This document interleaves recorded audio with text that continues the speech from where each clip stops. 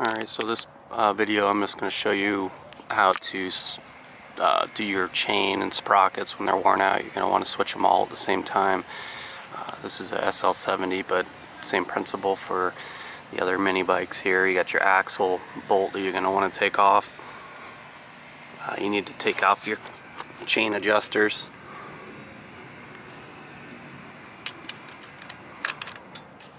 That's it here. If your bike has the stay arm, which most of them do, you gotta remove your stay arm here on the brake, loosen that up, and pull your axle. Once you get the side cover off, you have access to your front sprocket. There's 10mm bolts on the sprocket that hold it to the output shaft, and that's essentially it. So I'm going to get all this removed so I have access to my front sprocket. Now that I've got 90% of my rear loosened up, I just need to get the front sprocket off. That way I can get my chain off, and then I'll have access to pulling the wheel. I'm going to put a new rear sprocket on it because, like I said, you want to do it all at the same time. They all wear, the front and rear sprockets wear to the chain, so when the chain is stretched and worn out, you're going to want to replace it all at the same time.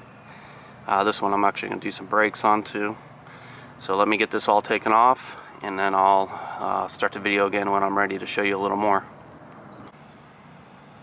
Alright, so I took my side cover off, the stator cover.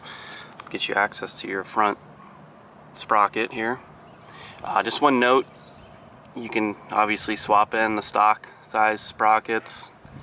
But if you want to increase your top end, you go larger on the front or smaller in the back. If you want more low end torque, less top end, you go larger in the back, smaller in the front. About the size that you'll get in these stock cases is, well, I think you can get a 17 tooth front. Rears probably stay around 33 or above.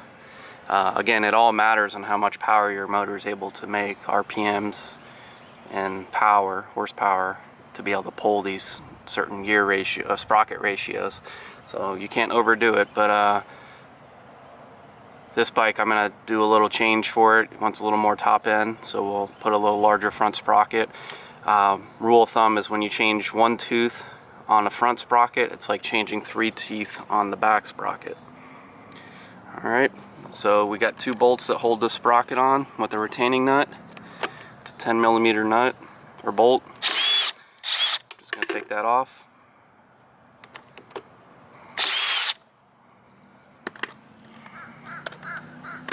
And then you can get your retaining nut. You need to spin it so that the spline and teeth line up, and that will back off. And then you're going to be able to, I've taken and loosened up my rear chain adjusters so I can have some slack. Might be a good idea to give the wheel a little tap forward to help get a little slack in the chain. And then you should be able to slide your sprocket off. And we're loose. So now I can pull my my wheel. I'm actually going to cut this. Since I have a master link and everything's connected, I'll just use a grinder, and since this chain is no good, I'm just going to grind this and break it down, and that way I can pull the chain off easily without having to disassemble the master link. So I'm breaking the chain with the grinder here.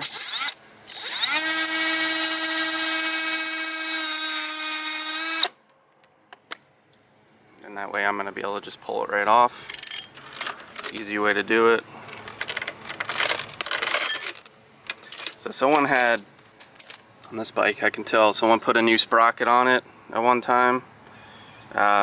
Chain's old, so I'm going to say that's the old original chain, or an old chain on there. New sprocket on the front, and never changed the rear. As you can see, there's, that's a shark tooth, sharp. That shouldn't be like that. It's more of a squared tooth when they're in good condition. So this one's way beyond needing to be changed out. Looks like a shark tooth. Alright, so I got the rear wheel off, and we're gonna just kind of go through this back wheel, get the rear sprocket off, change the brakes out. First thing you need to do is get this snap ring off. Here's my snap ring tool. It's a big ring, so you gotta have a bigger snap ring to get this off so that it can go around the hub. So there you go. The right tool makes it easy. I got my new sprocket I'm gonna put on. It's got these studs on it. Z50 is different. CT70, SL, XL, ATC, CL. I all use this studded version of the sprocket. So hopefully this can come up. So gently pry it up. Alright, can get rid of that. Might be a good time to inspect your bearings. See if there's any issues or need to put new ones on. Rubber isolators are down in here. These help with smoothing the transmission of the torque to this rear wheel. Just make sure that those are still in good shape. If not, replace them if they get worn in the middle. There might be some play and you might feel a little sloppiness, but that's a good time to change those out. These look good. I'm going to put the dust shield back on, and I simply just press these in. Press it all the way down. For this bike, I'm putting a 35 tooth on. Alright, don't forget to put your snap ring back on.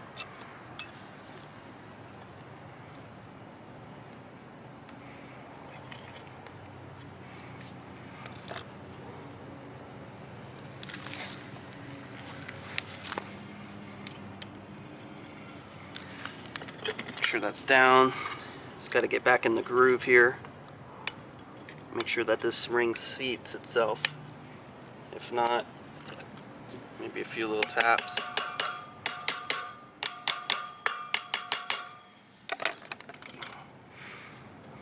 There you go. Now it's sat. Alright, so I'm going to go ahead and just flip the hub or the rim around. Service the brake shoes while I'm here. Again, another bearings right here. It's a good time to inspect it, make sure that it's not worn out. These shoes are pretty worn, so we're going to go ahead and replace them. I just give it a tug, flip it over, and release.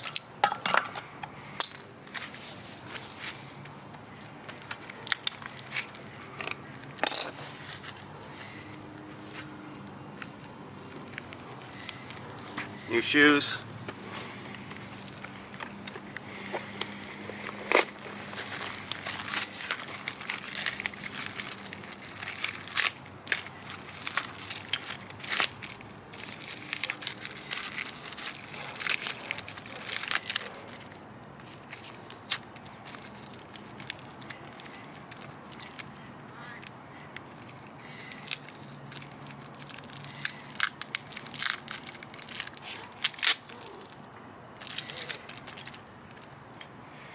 Alright, so just make sure that you're putting the flat side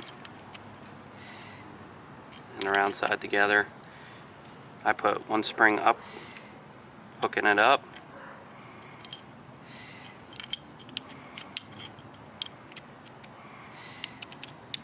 And I put one spring coming from below.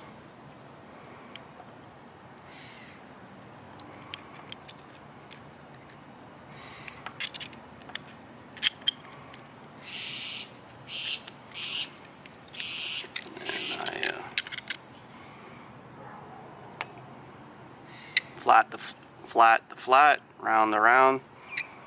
I just turn it up. Get it sat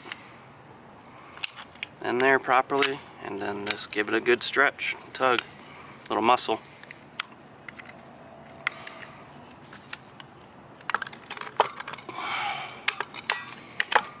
There you go. Shoe is on. Pop it back on. So we're ready to put the rim back on with the axle.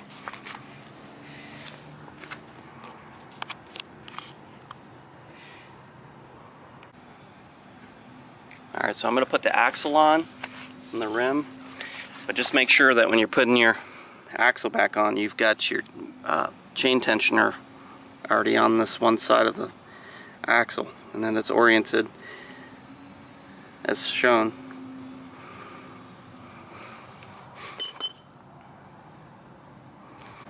Okay, so at this stage I've got the axle back on with the rim, new sprocket, and I hooked up. So make sure in this kind of order, when you get the axle on, leave enough room on your chain tensioners to be able to move this axle back as far as you can. Then hook your brake rod back in with the barrel nut. Get this all put back in before you put on your brake stay. That way, if you do it the opposite way, you won't be able to get this arm back in. And just keep it loose for now. We're gonna now get to the chain.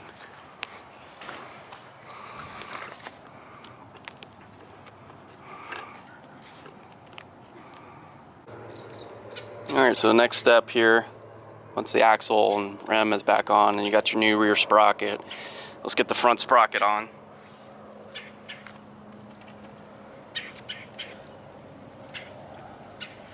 So on the factory Honda output shafts, they are 17 millimeter. So you're going to want a sprocket that has a 17 millimeter spline. I'm putting a 16 tooth on this one.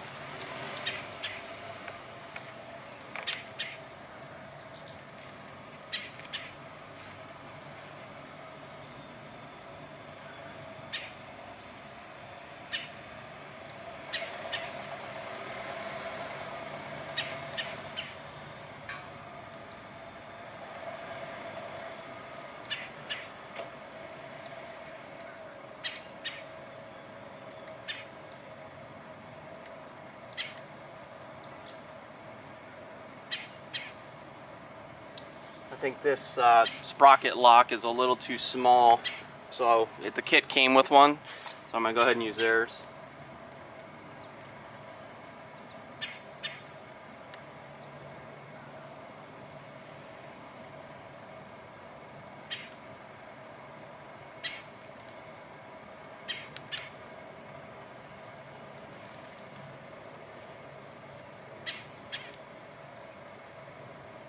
I'll torque this down once the chain's on, otherwise it's going to just spin when I torque this these bolts. So next up is we're going to get the chain on and size it before we cut it. I'm using a Renthal chain. I had this on the shelf, so always use a high quality chain. All those cheap ones will stretch on you and it's not worth your effort or time. Now, this is the kit I use. It's made by RK for cutting the chain. I think it's, I don't know, maybe $100 or so, but maybe a little more than that. Really, really good kit. So the other ones that you can get at Harbor Freight or cheap on Amazon are just, in my opinion, a waste of money. Just buy the right tool. This one works really, really good. Makes the job so easy. It's RK chain brake. Really nice kit.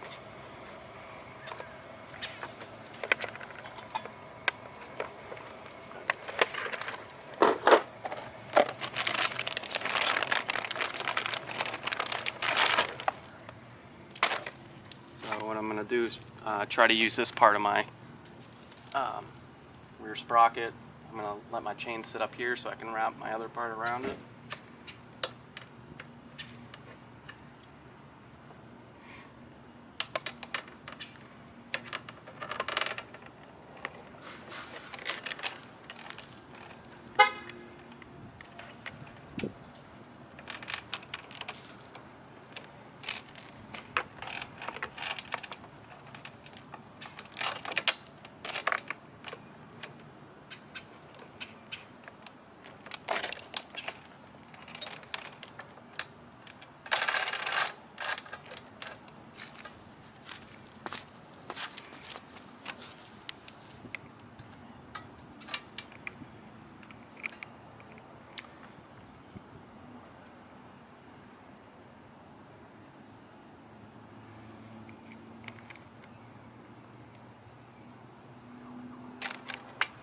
So I'm going to make some adjustments. I'm going to get a different angle so we can get a closer look at this, how I set the links up.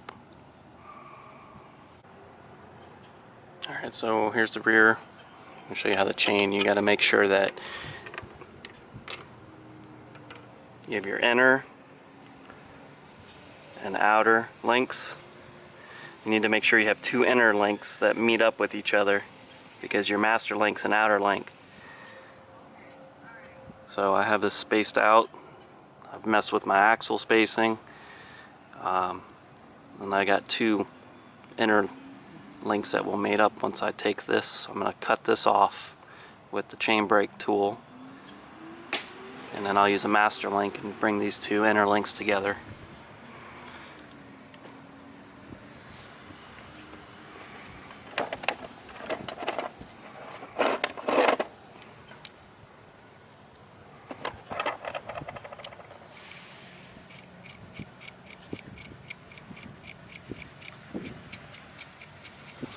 So I'm going to want to take this link here,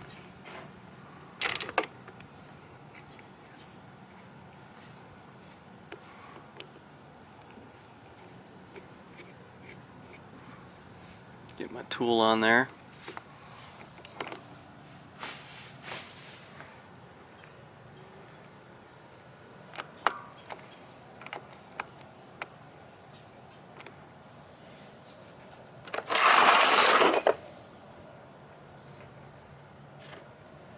The 14.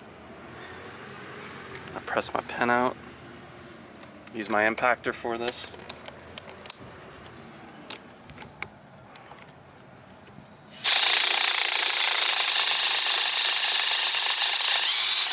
Alright, so the pen is out now.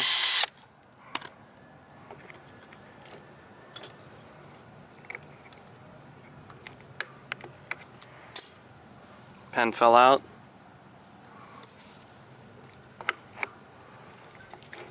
Back my chain brake off. Don't need these links. Now I'm going to put this back up. Rest it right here so I can bring my top, or use my top of my sprocket. Now you can see I've got the two. Good morning. Beautiful day. Yes, it is, isn't it? This is the kind of weather I like. Right? Only takes 12 months to get it, right? I know. And it lasts for a couple days. Yeah. So these are the two inner links that we're gonna. In the shop. Yeah. So I have to walk to my daughter. All right. So here are Good exercise for me. master link here. You're gonna want to insert from behind.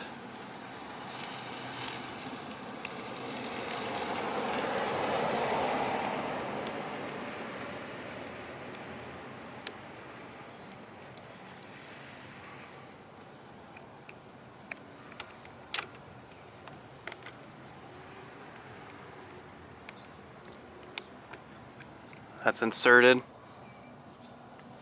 Now put your other side back on.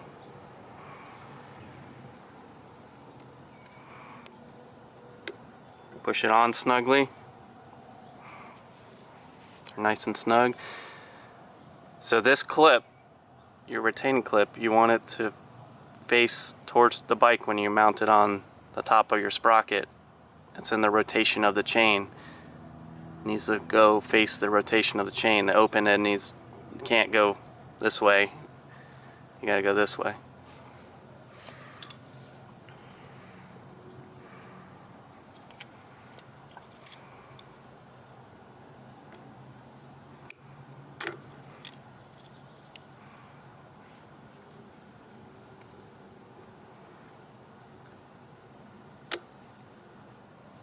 So that's on nice and tight.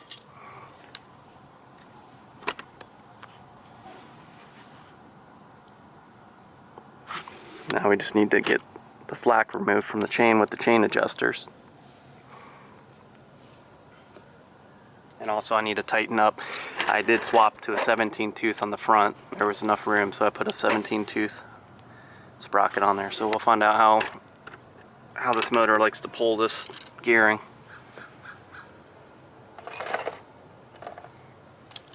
Now that my chain is on, I can tighten those two nuts or bolts on the front sprocket without it rotating on me. We're on.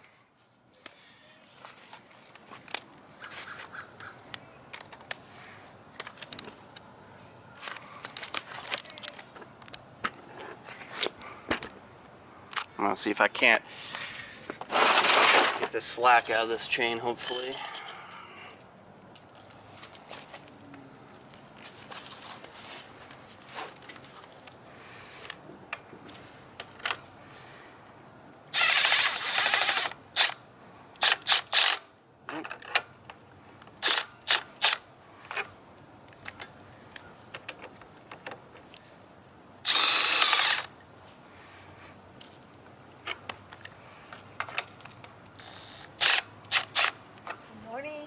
Morning, how you doing? I'm fine. It's cold today. Yeah, it's a nice day, isn't it?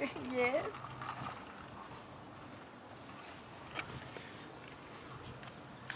So I'll show you real quick here. You can see there's a hatch mark on this. On a factory chain tensioner, you'll have a hatch mark, and then on the swing arm adjustment area, you have hatch marks. So you want to make sure that you're adjusting on both sides and get them at the same hatch mark. Chain is tight. I'd look for, I'll show you how I adjust my chain as far as tightness goes. So I'm going to make these adjustments. I'm 1, 2, 3, almost 4 back. Let me check on the other side.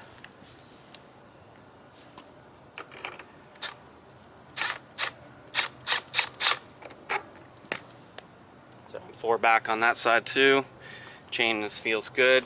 If you don't have those adjusted equally, you're gonna have tracking issues. You're gonna ride your bike, and then if the wheel isn't, the chain isn't tightened, the axle isn't tightened evenly on each side spacing wise, your wheel's gonna be canted, and you're actually gonna be tracking weird. You're gonna ride your bike and you're gonna feel like it's driving to the left or right based on which side is out of whack. So make sure you get them evenly spaced.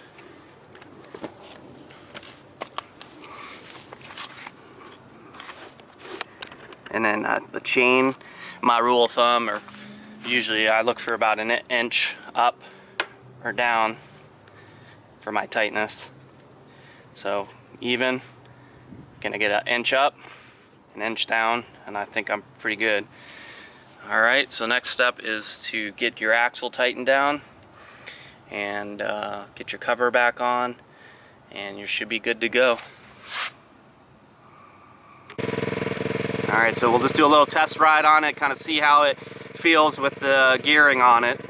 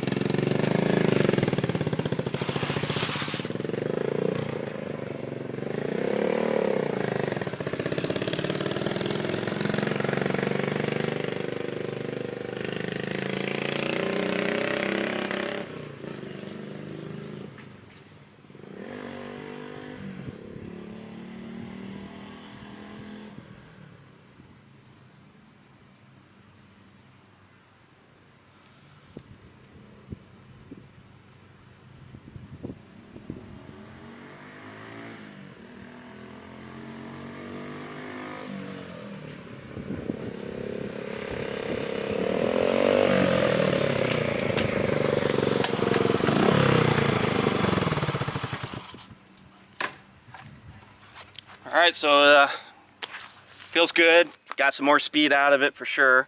Kind of fourth gear. It's not going to rev all the way out, but it definitely is a much better cruiser for getting more top end out of the bike. So again, just to recap, I put a 17 tooth up front and a 35 tooth in the back Thanks for watching, guys.